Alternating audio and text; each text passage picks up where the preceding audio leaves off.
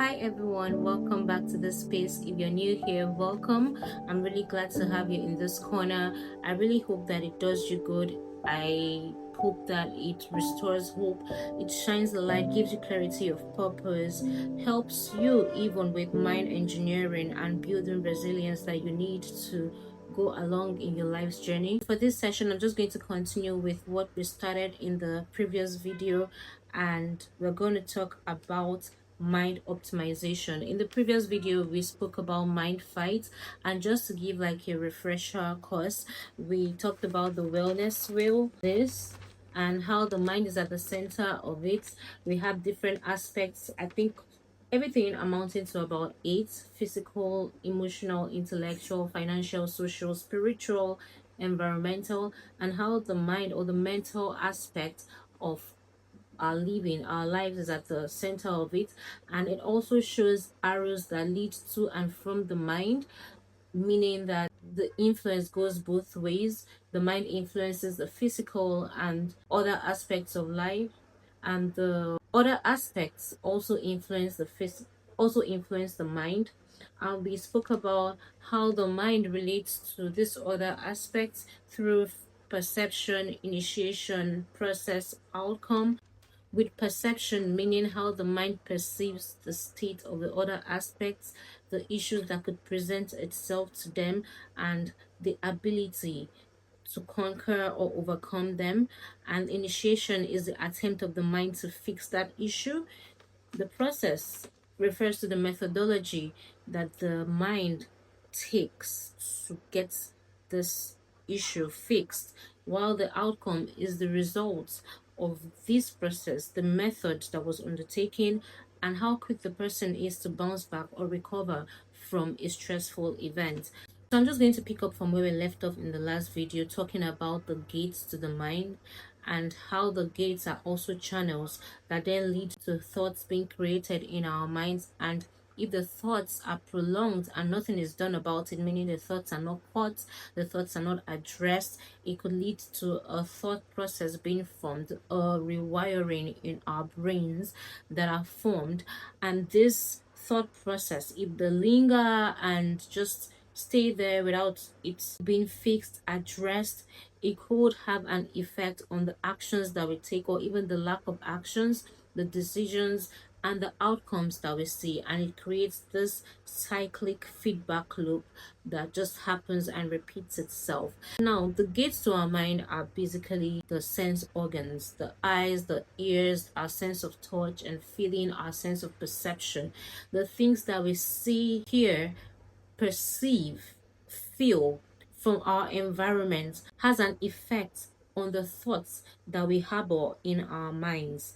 And if we do nothing about it, this would influence our words, the way that we act, our predisposition to life, to people, how we interact with the world around us. And that's why it's very important for us to be particular about the things that we see, to be particular about the things that we hear, the things that how we perceive things, perceive situations, perceive ideologies, our perception, and also the things that we feel.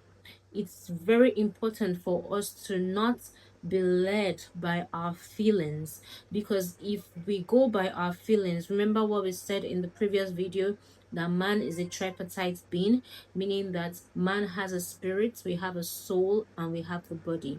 The body is this physical part of us that we can see, that basically interacts with our physical environment. The soul is this part where people have said, scientists have said, that is located in the brain, and it houses our intellect, our willpower, our emotions, memories, even just reside in the soul. And the spirit is this aspect of man that is very vital, and the part that communicates with the divine, it communicates with the higher power, it communicates with God.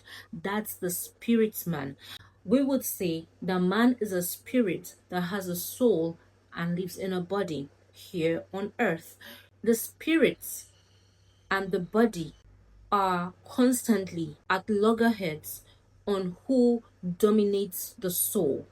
I know this sounds very grand and it may come across as abstract, but I want us to just really take a moment, follow along, and let this sink in because it will help to understand why, even despite your spiritual practices or your lack of it, despite your intellect, your soundness in logic, it doesn't fully explain the reason why you feel heavy sometimes, why you can't use this intellect, this knowledge that you have, or this spiritual beliefs that you have to really ground your soul, ground your feelings, ground your willpower, your emotions. It doesn't fully explain it. And that's the reason why we say that the body and the spirit are at loggerheads, because the body communicates and has full interaction with the physical world, this material world, while the spirit interacts with the divine, it interacts with God. At every single point in time, whichever one of them has more precedence and power over your soul determines how you feel. Whichever one of them you feed more through your gates determines how you perceive the world around you, determines what gives you strength, determines how you're able to go forward. The soul is like a ground that is basically being contended for, is basically being contended for by either the spirit or the body. Now, this is where we go into mind optimization. And again, what I just described is the mind fight, right? Is the mind fight. This other parts that I mentioned earlier, the physical, social, spiritual, etc., are basically the aspects that science has been able to differentiate man's living into for better understanding, and that helps to create a whole individual, that helps to create holistic living. Now we're talking about mind optimization. Now what is mind optimization? It is basically a process of making your mind fully effective through adjusting variables to maximize a desired outcome or minimize a negative one. Again, I'm going to say that again. It is a process of making your mind fully effective through adjusting variables to maximize a desired outcome or minimize a negative one. So the process of actually getting your mind fully effective, functional to a capacity that is strong through adjusting variables is that process of mind optimization, is that first step to mind re-engineering despite the different things that may come at you. The goal really is to create a balanced, enlightened internal ecosystem within you that favors a state of calm, joy, strength, growth, movement, and productive results.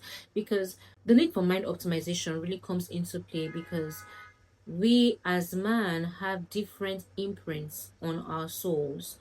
In a previous video that I made, I did state that when we are born as a blank slate. That's what psychology has proven, that we are born as a blank slate. But make no mistake, a baby has these different parts within them, within that same individual. No matter, even if the baby is just a day old, the baby has a soul, spirit, and body, right? But we are born as blank slates. But over the course of the years, through interaction with different people, our peers, parents, institutions, we have different imprints on our souls. We interact with different people from various backgrounds, cultures, orientation, even the environment, the economy has different imprints on our souls. Imagine a blank slate, right? And I start to scribble to a point where it just feels like a whole lot of jargons. Now, I'm not saying that our minds are filled with jargons, but imagine that, and that is what you see. Imagine a blank slate filled with a lot of things. That is what you see. Just go back to watch my video where I talked about limiting belief systems and coming out of survival mode. So, because of these things that are imprinted in our minds, and because of our daily ongoing interaction with the environment, with the world at large, there is that tussle that happens between our bodies and our environment. We have these gates that lead to our minds and the environment without, that really enables the tussle in our minds.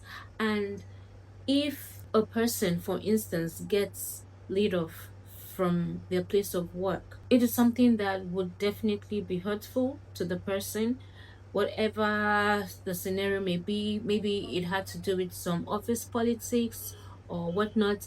These are things that can actually affect the person. So if a person with this kind of situation comes to meet you and is airing their minds and feeling down, sad, even angry at the whole situation, it means that that person is a perfect candidate for mind optimization.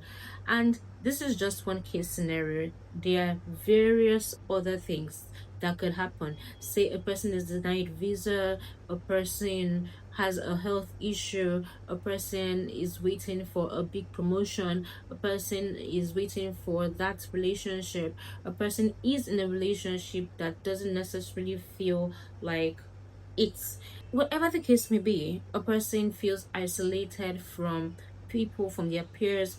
These are things that could create this heaviness in people's hearts. And that's why there is that goal to create a balanced internal ecosystem that would then favor a state of calm, joy, strength, growth, movement, and productive results in the individual. Now, remember when we spoke about the definition of mind optimization and how we said that it has to do with the act or the process of making the mind fully effective through adjusting variables with the intent to maximize a positive result, a positive outcome, and or minimize a negative one. So what are these variables? The variables are basically the thought patterns, your heart state, and your identity awareness.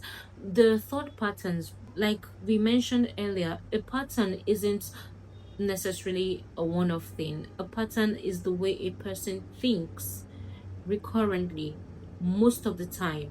So if, and this is literally how it starts, the mind is a garden. Picture the mind as a garden. And if I take a seed and I plant it in the garden, and then it grows, it germinates, it grows, becomes a tree and brings out branches. And then if I take another fruit or seed and plant in the garden, and it also grows into its own tree, no matter how small or short it may be. If I do this with different seeds, so that in different rows I plant different fruits, different trees, different plants, and they start to bring out their fruits. What I've done is create an ecosystem, a pattern, a defined plot that houses a particular type of fruit or plant. Whatever seed that I plant in the garden is entirely up to myself, the person who planted it. So if I plant seeds of anger, offense, sadness, if I plant seeds that feed into a victim mindset or mentality, if I plant seeds that feed a sense of defeat, if I plant seeds that feed low self-esteem, if I plant seeds that do not align with a positive, productive outlook on life, then that's the fruit that I will bear. That's the fruit that will be prevalent in the garden that I have. So if I plant seeds that do not favor a positive, productive outlook on life, the garden of my mind is going to be exactly that, one that doesn't have a positive disposition of life. So if my mind doesn't have a positive disposition of life, do you think that anything on the outside is going to be different from what I have on the inside? Do you think that any situation on the outside is going to magically be different from what I have on the outside? Obviously, the things on the outside will not be the opposite of what is on the inside of me, because I'm going to use the example that I typically give. When you clean a wound, in order to get the most from whatever agent or whatever solution you're using to clean the wound, you have to, there's a method to it, there's a process to proper healing, there's a process to getting things done regarding that. So, with that, you have to clean the wound from inside outwards. You have to clean the wound from inwards outwards. So if my mind is the opposite of what I desire truly deeply within me, because like I said in the previous video, the inherent desire of man is to be productive, is to be fruitful. It's like a mandate for man, is to be productive and fruitful. Anything that is not in alignment to this creates a sense of dissatisfaction and discontentment within that person. And that could, if the person does nothing about it, it could lead to anger, resentment, sadness, and a state of apathy. So, if I want to change anything on the outside, as much as I realize that these things on the outside could affect my mental states, there has to be a consciousness that things would only respond to who I am on the inside. Science says that the earth is a magnetic field. I will attract the energy that I am on the inside. I will attract on the outside what I feed myself on the inside. If I connect more with my spirit, if I allow my intellect, my emotions connect more with my spirit, I would feed more into that divine creative power and energy that I need to change things on the outside. I would bring my body under subjection to a higher power so that the things on the outside can change. But if I pay more attention, if I tilt more towards what my body is feeling by virtue of its interaction with the environment around me, if I tilt more towards that and I let it affect what is going on in my soul. Remember that even science says that the soul is located in the brain. There's always been this discourse about where the soul is, the brain or the heart. I personally feel it's interlocked. We use the heart interchangeably with the brain, but scientifically speaking, there are different centers in the brain that literally has to do with your memory, your intellect, your emotions. So we can put it there. If I let the things that I'm feeling on the outside affect my soul, the way that I feel, my mind, then I respond more to that and neglect what is being communicated to me. So I don't want to jump the gun, but these are the variables, your thought patterns. If you plant just one seed of if you plant just one negative seed and majority of the plants in your mind are very positive, fruitful vines and trees, you can decide that you want to catch that negative seed and root it out because it has no place in the garden of your mind. So it doesn't create like a domino effect that then becomes patterns of negative thinking. That's one of the variables to be adjusted when it comes to mind optimization.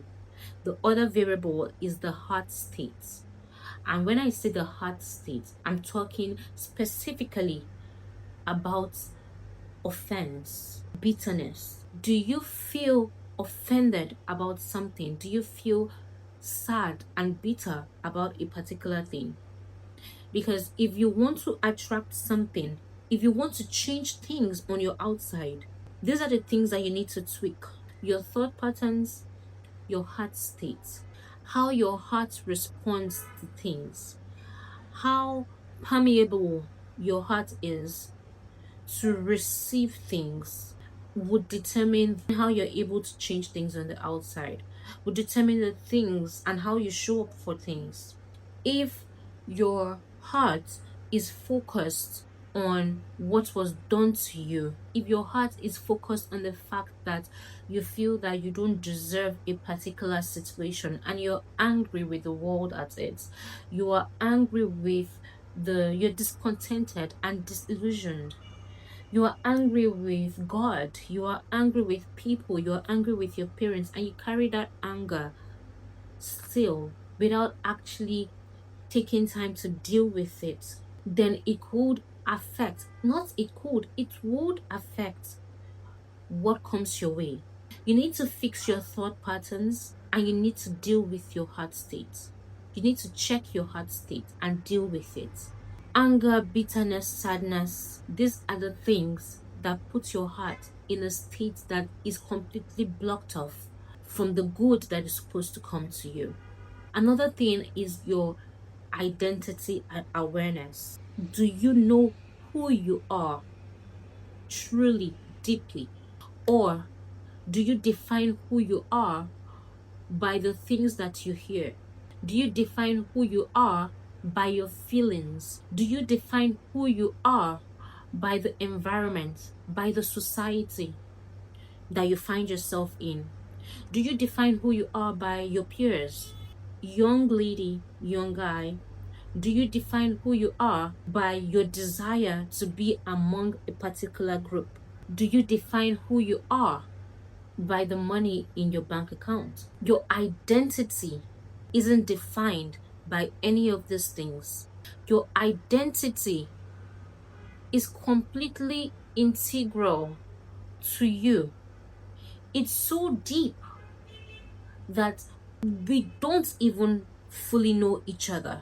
So no one else can define you. Remember, and I'm going to still refer to man being a tripartite being. I made a statement earlier where I said that man is a spirit living in a body that has a soul. If you are a spirit and all that I see is your body, does it then mean that I've seen you? I've seen the outward reflection of you. But the you that really truly matters in the grand scheme of things, my eyes haven't seen. So my opinion of you doesn't define who you are. The world's opinion of you, your financial state doesn't define who you are. Knowing your identity truly is the key to re-engineering your mind, is the first step to re-engineering your mind. That is how you can reject thoughts that don't align with who you are. That is how you can reject thoughts that are negating the truth about who you are. I mentioned that there is a difference between truth and fact. The fact is what we see in the environment, granted, but there's a truth to that. There's a truth to that. A fact is a verifiable truth. It's something that has been verified.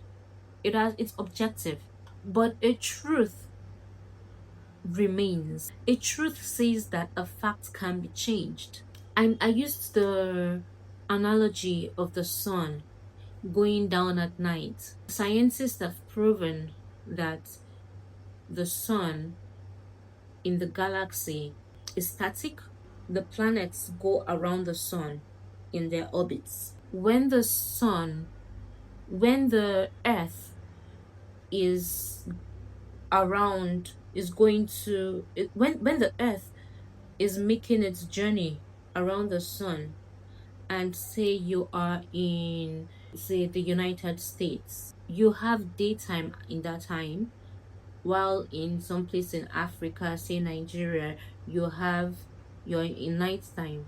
The sun is present. The fact that it is night, which is verifiable that it's dark, doesn't necessarily mean that the sun is absent from the galaxy. In fact, the sun reflects on the moon and gives the when the moon comes out, you see the reflection of the sun at night through the moon. The sun is always present. That's the truth. The identity of who you are is always present. It is just your own interaction to the things around you that tries to take away from the facts. It tries to take away from the truth of who you are. Those are the variables that need to be adjusted in mind optimization.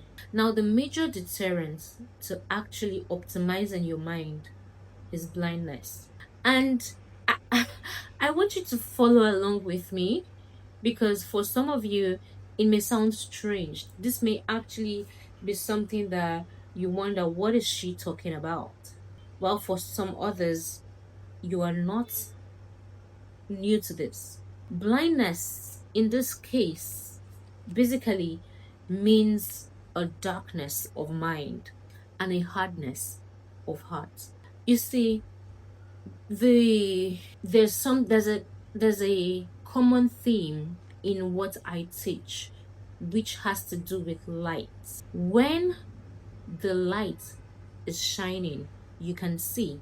If I come into this room in nighttime and it's dark and there is no light, if I do not turn on the switch for the light to come on, there's only so much that I can see. I'll probably navigate my way around because I know the layout of this room. I've seen the layout of this room when there was lights.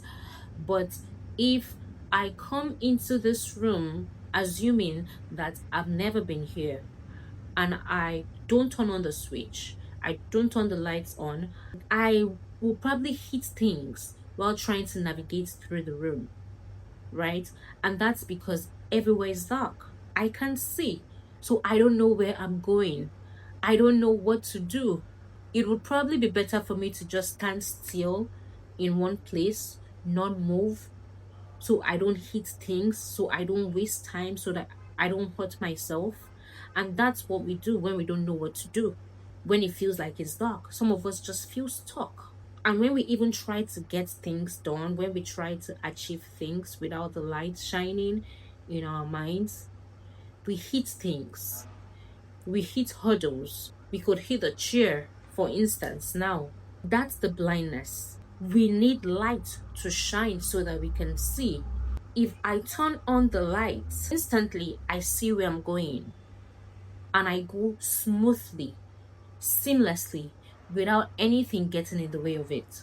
That is the difference between light and darkness. When we interact a lot with the things on the outside to the point that it feeds negative thought patterns in our minds, the intent is to create darkness in our minds and in our inner eyes so that we don't see, and we stay in a particular place and oppose the given mandate for us to be productive.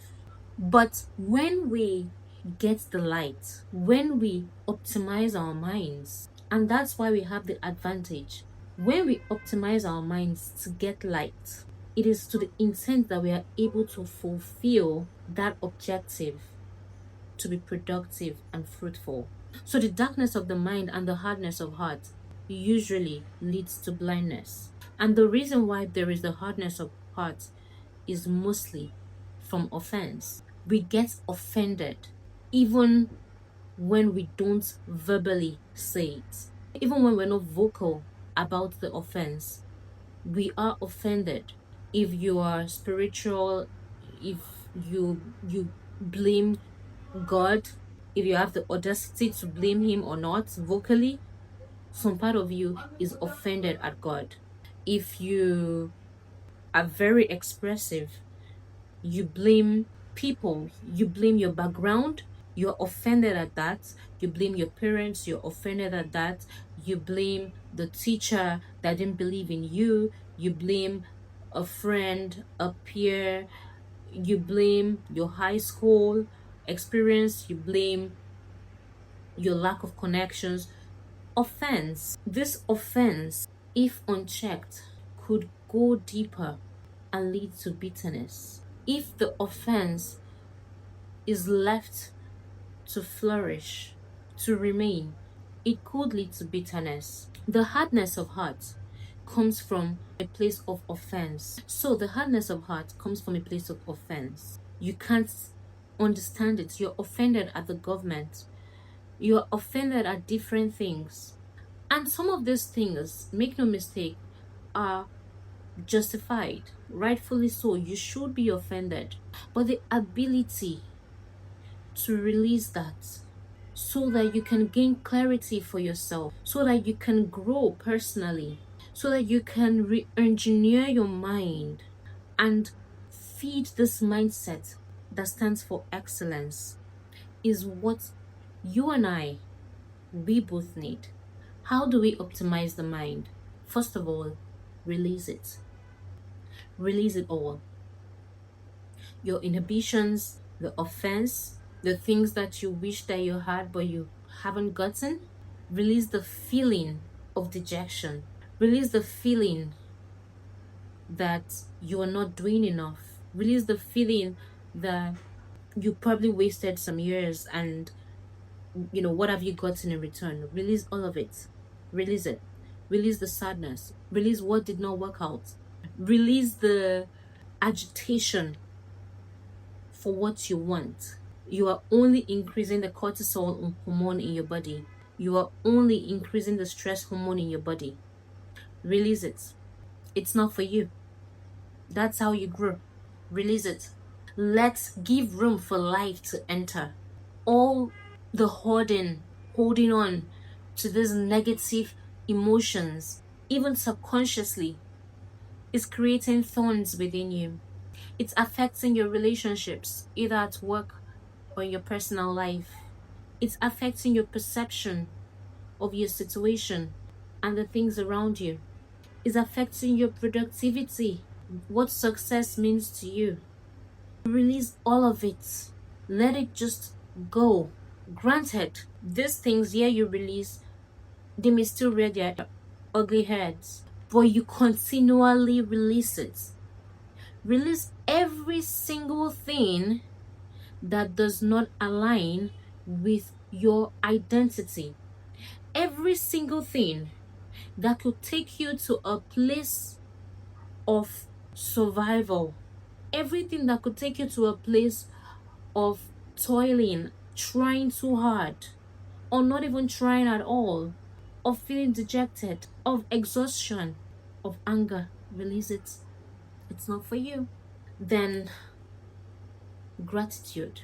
Engage gratitude. While gratitude is something that you can say, I strongly believe in the power of speaking and the power of writing. A lot of things were written because it brings clarity even to you as the writer. It brings clarity to you as the author. And when you speak these things, it adds power on power to what has been written. When you write, you put thoughts that you probably could not have articulated as much if you had spoken. And it makes the speaking even more powerful. Engage gratitude and gratitude journaling. Because sometimes when you feel down and exhausted, you don't have the strength to even speak. But when you start to write, it flows better. And as you write, it's like clockwork. You get the strength eventually to speak the things that you have written. Engage gratitude journaling. And gratitude, like I have here, is done by present, past, and future. When we say present, we're talking about noteful observation.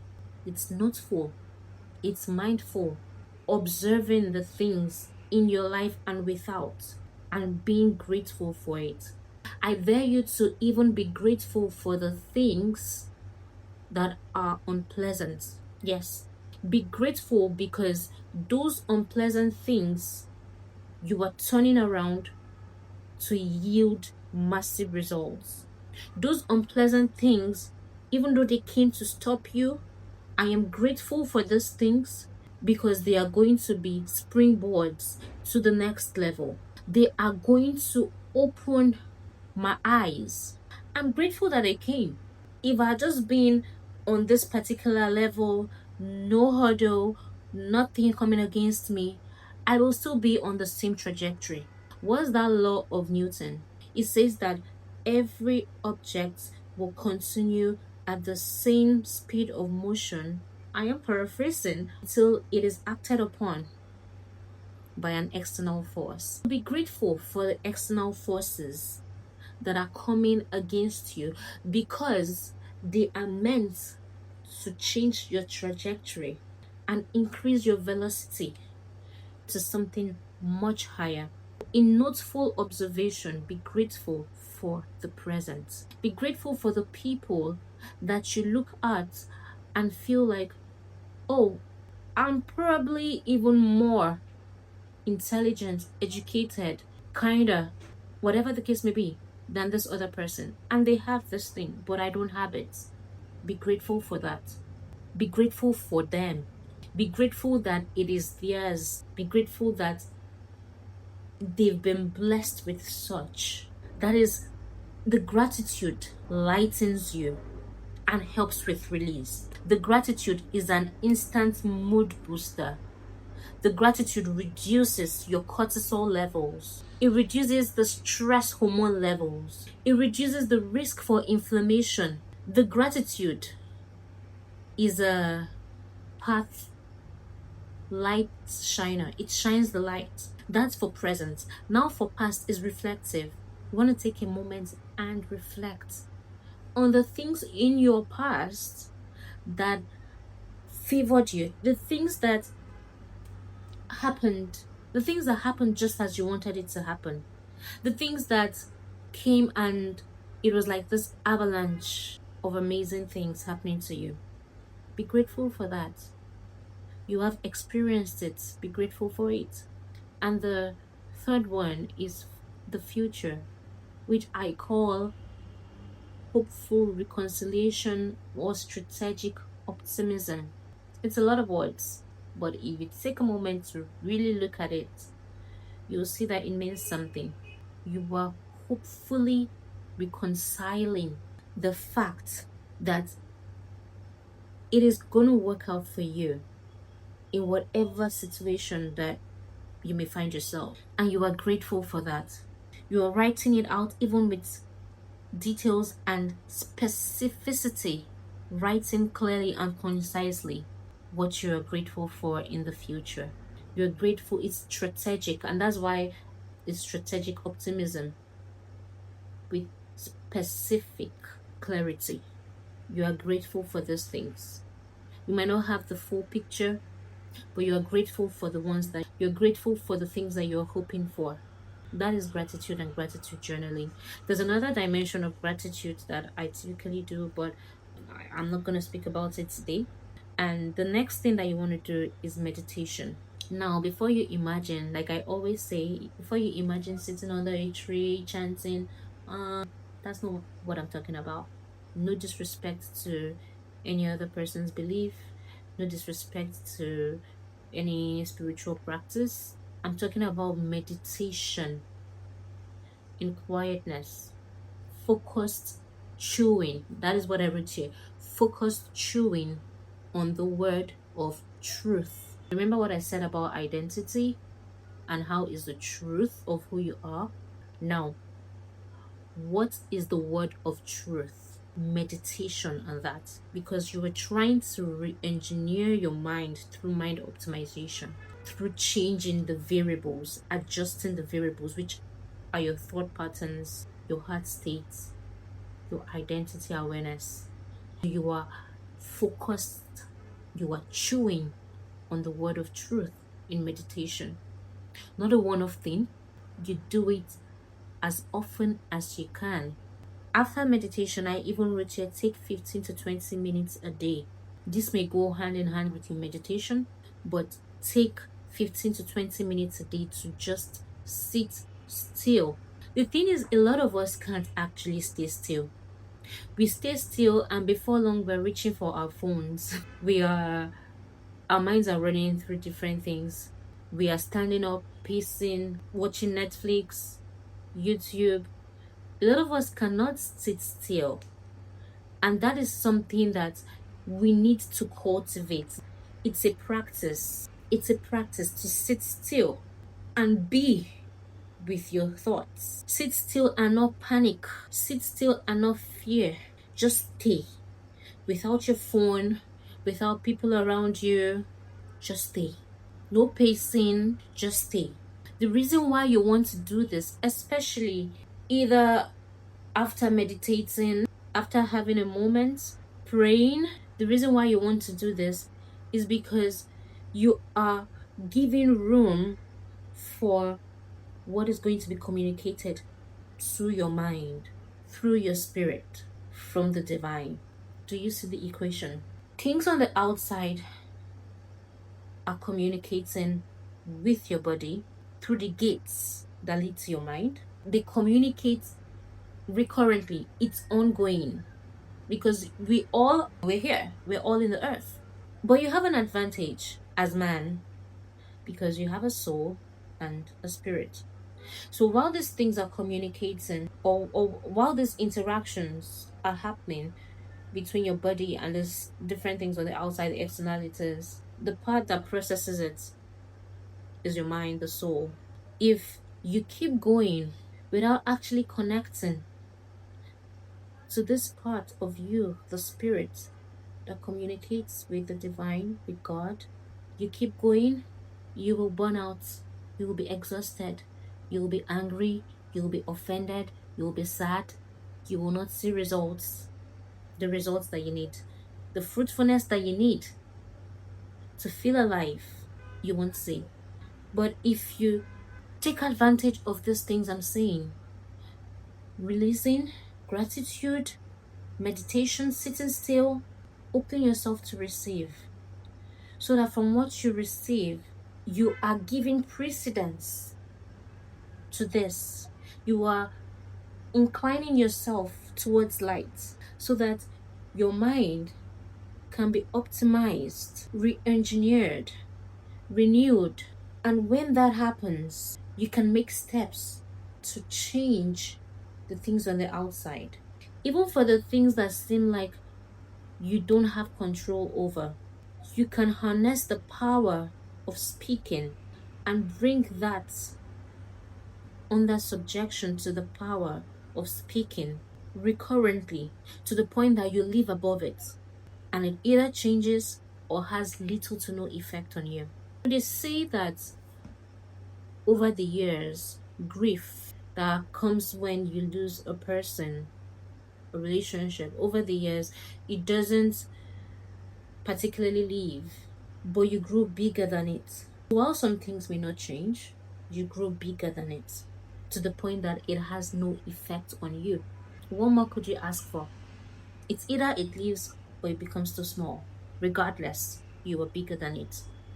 But that won't happen if you stay in a place, a low space, a low level that continues to communicate and exalt the environment over light shining. Once you have the light shining and you have some insights, the next thing you want to do is speak it as often as you can. Remember what I said earlier? It changes by either leaving or you become bigger. But one thing is certain is that you bring that thing under subjection to the power of the words that you're speaking.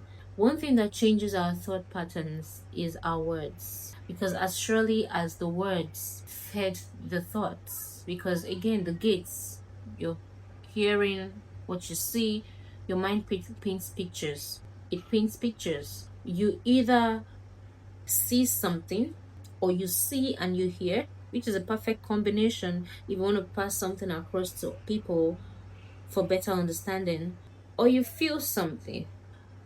What you hear or see, it usually comes in the packaging, the parcel. It usually comes wrapped up as words, and then a thought, a picture is formed in your mind. If you want to change the thoughts, then you have to speak.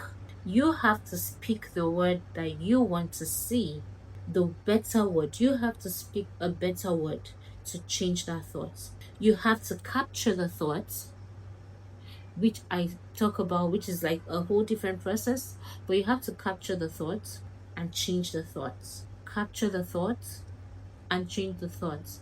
This is typically what is called the cognitive behavioral therapy. Capture your thoughts, change your thoughts. Then guard your gates. Guard your gates. The gates, the eyes, the ears, sense of touch, feeling, sense of perception. Guard your gates. If you keep feeding the things that take you back to that space where you're coming from, the things that take you back to a place of defeat, exhaustion, burnout, lack of productivity, of stress, the things that take you to a place of chaos, then guard your gates. Has this ever happened to you that you feel bored, you grab your phone looking for that dopamine quick fix, and you're scrolling through your phone, scrolling, feeding on different things, and then you drop your phone and you feel more drained than how you were when you took your phone in the first place? Does it happen to you? That's just it. Getting a quick fix by doom scrolling, going to social media and not addressing it, getting a quick fix, trying to escape what you're thinking, escape your current situation, escape your reality without actually fixing, taking time to fix what needs to be fixed, is going to leave you drained by the time you put that phone down. So why not do what you have to do? There'll be times that you pick up your phone and see what's going on, what people are doing, but you're picking up your phone from a place of strength because you've done some work. Even if you see something, okay, I think I'm done, but you're not picking up your phone from a place where you already feel drained, but you're just looking for a way to escape the reality. Guard your gates. Guard your gates. Even your mouth with speaking, guard it. Because sometimes you set the tone and you set the atmosphere that brings you down with the things that you speak, with the things that you say about yourself. If you guard your gates, you put yourself in a much needed cocoon where you just keep flourishing. Imagine a baby in the womb and the baby is just nourished with this amniotic fluid, protected from anything on the outside. The only thing that feeds the baby is through the placenta. Baby is just cushioned in the amniotic fluid like a cocoon. Guard your gates and refuse to eat the bread of sadness. Refuse to eat the bread of sadness. I know this sounds deep, but what I'm just talking about here is eat, sleep, and rest. If it is eat, sleep, and rest, maybe it's why do you have to say, oh, refuse to eat the bread of sadness? A lot of times when we feel overwhelmed and the ongoing tussle in our minds is loud, we're trying to figure things out. How can I change this? How can I get past this? We neglect some core things. We neglect it not necessarily because we want to neglect it, but because we feel if I eat this much junk, it will satisfy a craving for sweetness. It would satisfy a part in me that just wants to emotionally eat. If I go to bed late trying to figure things out either or trying to fill up myself with Netflix, Instagram, TikTok, no shades to them. If we don't rest enough, we are positioning this body in a place where it would have to do so much work to reduce the stress levels. We're doing all of these things, but the body is stressed. The body is stressed. If we do all of these things and we take time, what am I going to eat today? Am I going to pack so much food in my plate? Am I going to eat junks today? Am I going to eat a lot, emotionally eat? It means that there's something wrong. If we stay up late, doing this, doing that, worrying, we're not giving room for the body to rest. We're not giving room for the cells within the body to heal And I'm also talking to myself because sometimes I stay up late trying to edit a video or or just even watching a movie. And while in that time, it has nothing to do with the state of my mind, right? But I'm actually putting my body in a place where it's not resting enough. If I want to wake up feeling on top of the world, if I want to be able to wake up early enough when everywhere is still dark and silent, and the perfect space, the perfect time to just sit still without much noise. The phone notifications are not coming in so much because it's dark, it's night. If I want to put myself in that place, then it means that I have to sleep early enough and refuse eating the bread of sadness. Because otherwise, you wake up at a later time and already you're feeling like you've given half of your morning to sleeping and you're already feeling tired and exhausted. There's a lot that can also be unraveled in this, but I just really hope that this has brought so much clarity already to you and it helps you. I really hope and pray that it brings light your way and you receive the grace and the strength to get up and do what needs to be done. That even as I spoke, that the part that had to do with you resonated so much and you were able to realize that this is the part that I need to tweak. So I'm just praying and hoping that the wherewithal to surmount, to stay grounded and centered in who you are, the wherewithal for you to seek clarity and stay still in an ever busy moving world, the wherewithal to fulfill your divine mandate to be productive and fruitful is given to you. If you seek it, you will find it. I do hope and pray that the wherewithal to seek comes to you and you find the answer, the clarity that you need to fulfill your purpose, feeling fulfilled to your core, that everything that you were meant to do, that you did, every aspect of life that your existence was meant to fulfill, that it came to fruition. And that ongoing mind fight as a result of we being here doesn't take the better part of you, but everything that you need, the relationships that you need, come into your life. The help that you need comes into your life, and you're able to get up when it counts and matters the most and push through. That you're able to remain in the fight more than being resilient to the point that you soar and change things on your outside, birth things, birth solutions for people even around you, and be the light that your world needs. Thank you for joining in. I will see you in the next one. I hope this helps you.